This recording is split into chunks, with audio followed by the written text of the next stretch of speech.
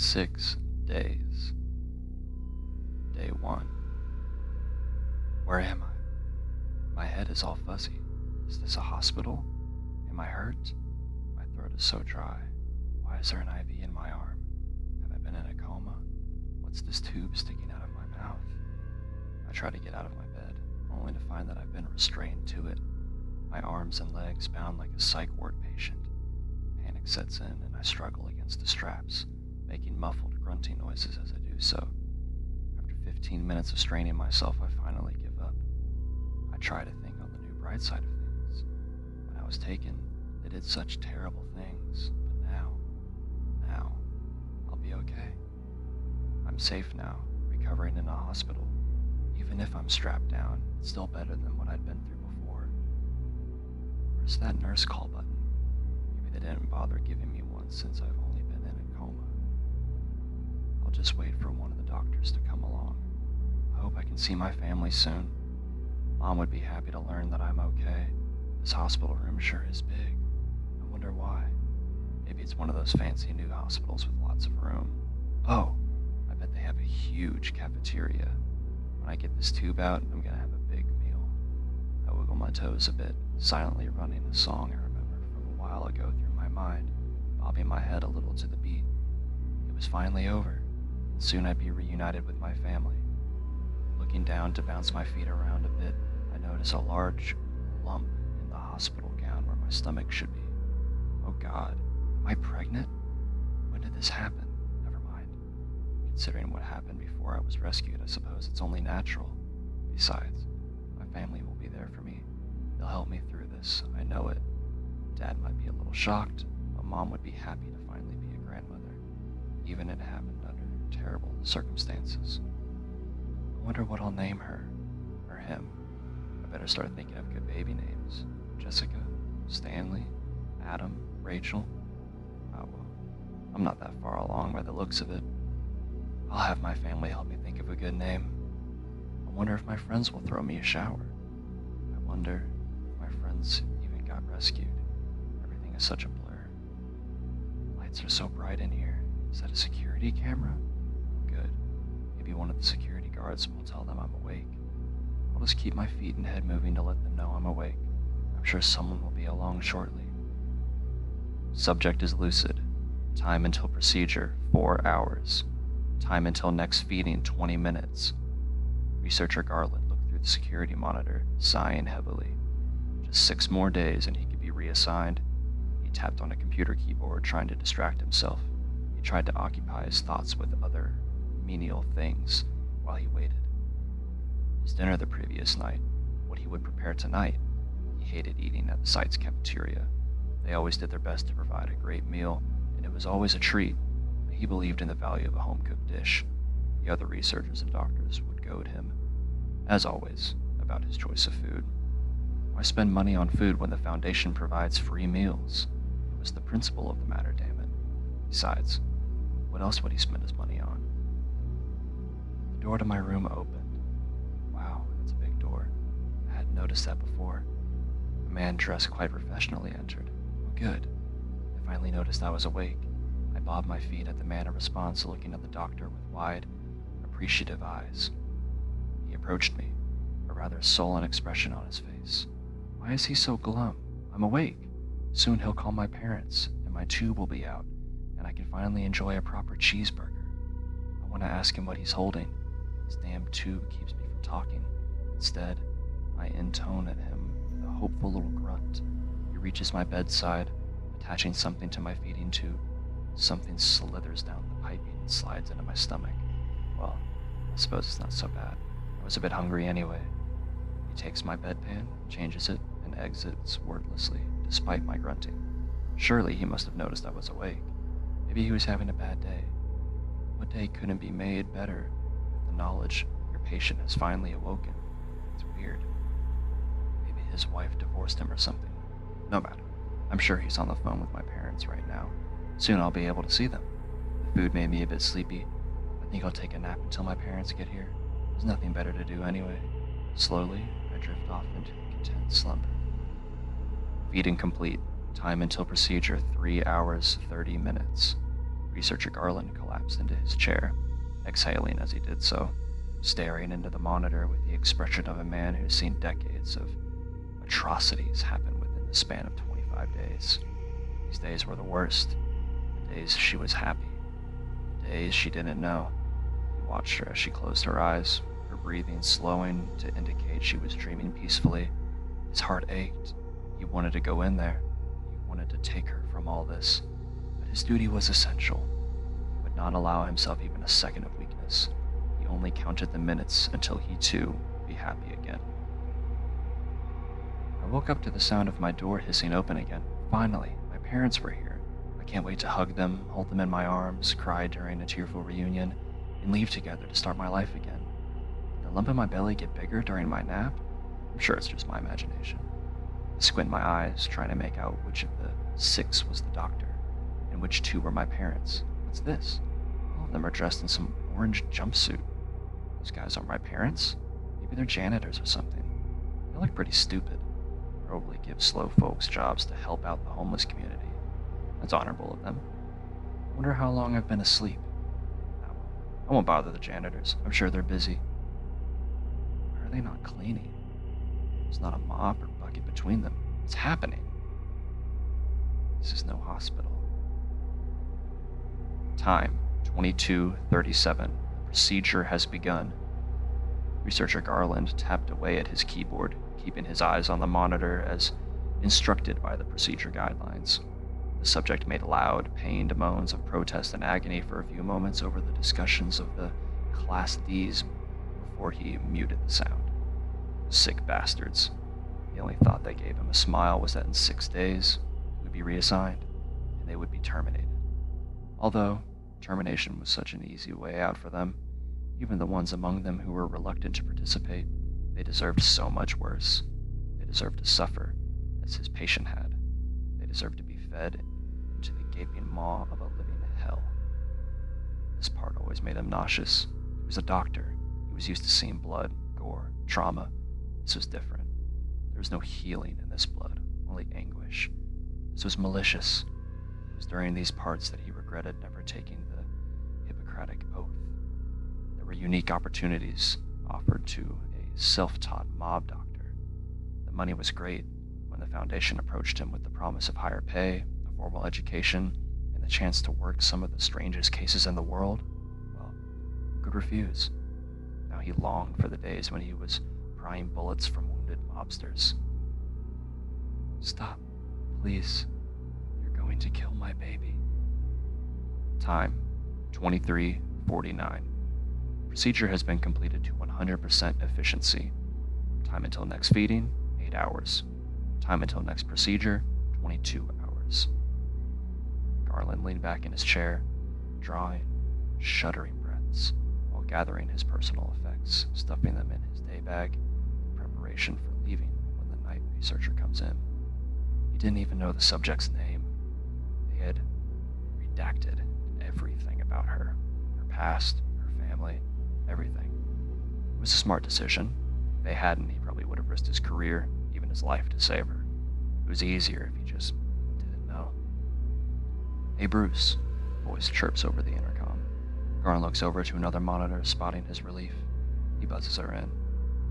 Man, you look like hell. Well, more like hell than usual. It's got you so glum.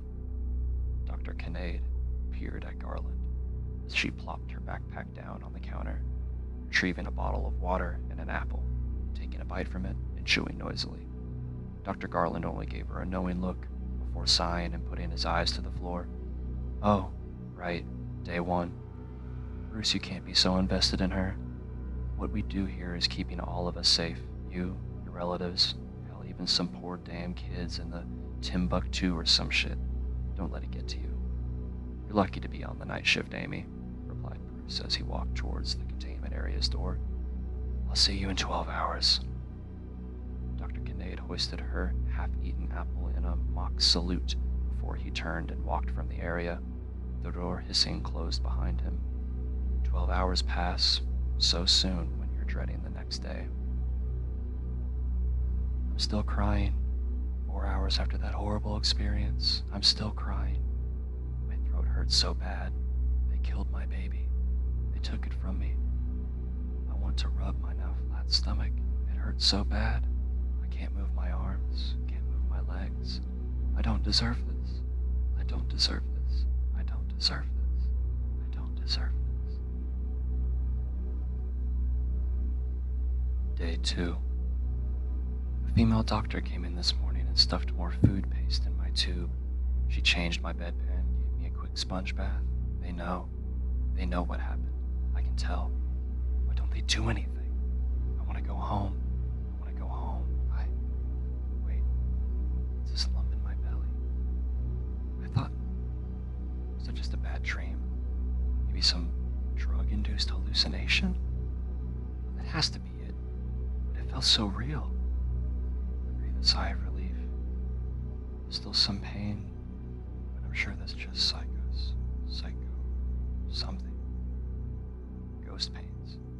But then, why was there some blood in that water from the doctor finished bathing me? Weird.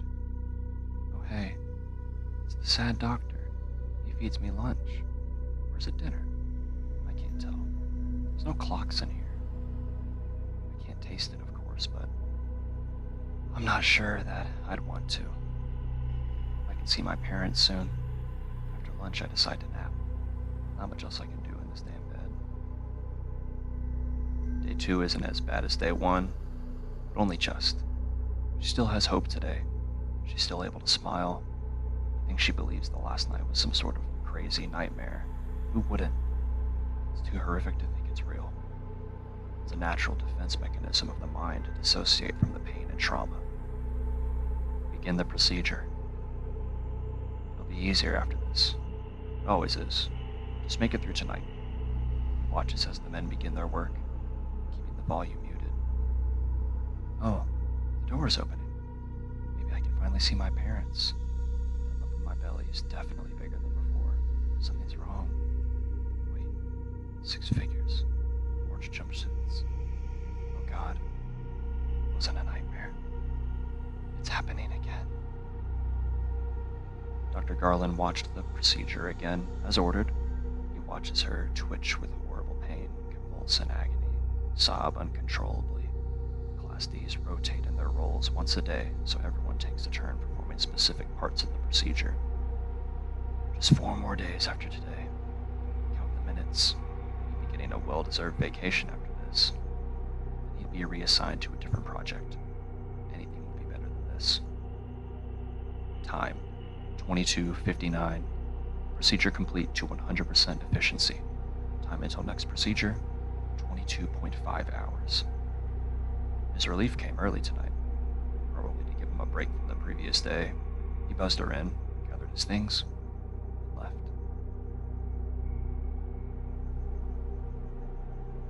Day 3. I woke up today crying, only crying. My hospital bed must be stained by now from all the tears. They all know what they're doing to me. My belly has a lump again. I'm pregnant again. They killed my baby again.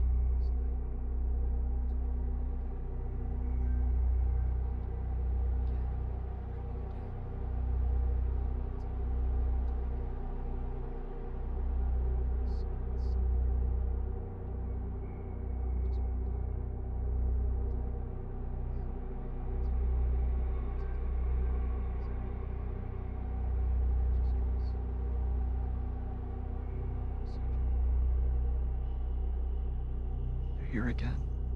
It's happening again. I want to die. Please kill me. Kill me. Day 4. I must be in hell. That's it. I'm in hell. I died already, and I'm in hell. That's why I keep getting pregnant. That's why it grows so fast. That's why they delight in killing it every day after day. I'm in hell. Day 5. They're here again. They're doing it again. Just bear with it, and I can sleep again. Sleep is the only thing that lets me escape from this. The only slice of sanity I have left. Just hurry up so I can sleep. Day 6. Dr. Garland was counting the minutes, the seconds now. Just a few short minutes more, and he would be able to leave this place. Take his amnestics and forget all about this place. He sipped from a coffee cup, watching what would be his last viewing of the procedure. He vaguely wondered what they'd replace this month with. He hoped it would be something boring. Wakey, wakey, Bruce. Finally, it was done. Amy was here to relieve him. He buzzed her in, quickly gathering his belongings, stuffing them into his bag. Amy clapped him on the shoulder, giving him a wide grin as she bit into a pear, chewing loudly. Been a hell of a month, huh? Well, this shit's over for me too. They're sending a replacement to me tomorrow, and I'm out of here too. Dr. Kinnaid mused between chewing. I can't say it's been good working with you, because it hasn't, replied Dr. Garland, who received a hearty guffaw in response as he left the containment area for the last time. Bruce Garland set his backpack down on his dorm's desk, collapsing into his bed. On his bedside table lay a manila envelope containing 2 small pills and a letter. Immediately, he swallowed the pills without water and pulled open the letter to view its contents. Dr. Bruce Garland, post-project briefing. Included with this briefing is 1 Class A amnestic and 1 Ambien brand sleeping aid. Take both at once.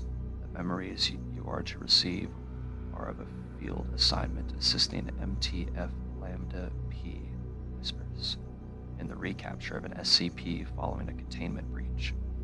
The work involved of the treatment of injuries for wounded personnel on the field assignment. It was noted by the commanding officer that you had performed it admirably under her duress, and accommodation regarding your performance will be added to your permanent personal file. You are also entitled to a raise of $6,000 onto your yearly salary. You are hereby ordered to take 4 weeks, 31 days vacation to rest, and report to Site Personnel Director Bright for reassignment concluding your vacation. This concludes your post-project briefing. Dr. Garland smiled for the first time in a month, crumpling the letter and tossing it in his empty wastebasket. He pulled a small flask of whiskey from his bag, taking a long draw before climbing under his covers and drifting into a peaceful slumber, anxious to begin his vacation. Dr. Garland awoke with a headache. It was a hell of a hangover. He shouldn't have drunk so much on his last day of vacation. But he deserved a hell of a good time after his 2-week stint with that MTF unit. Those guys got it pretty bad. That skip wasn't easy to recover. He opened his eyes groggily and stretched. He stood, picking up a pair of slacks from the floor, reaching into his pockets to retrieve the phone number of the hot researcher he'd talked with the night before. It wasn't there. Damn, he thought. He must have dropped it during his drunken stumble back to his dorm. No matter, I'll run into her again, he assures himself. He walked to his door, finding a manila envelope had been slid under it the night before. He reached down, picking it up. Why couldn't they tell him his assignments personally? No matter, such is life within the Foundation. Opening the envelope, he found only a small note regarding his new assignment. Dr. Bruce Garland, reassignment briefing. Dr. Garland is to report immediately to the Transportation Annex of Site-19 for assignment to a 1-month project regarding SCP-231-7. Class A amnesthetics will be provided if requested following the conclusion of the project. Any questions regarding the project should be addressed to your site director. Thank you, Dr. Jack Bright. 231A. Garland had heard the rumors surrounding it. Something about some terrible procedure? No matter. Whatever it is, it's only a month-long project. He crumpled the note, tossed it into his empty wastebasket, slung his bag over his shoulder, and headed to his new assignment.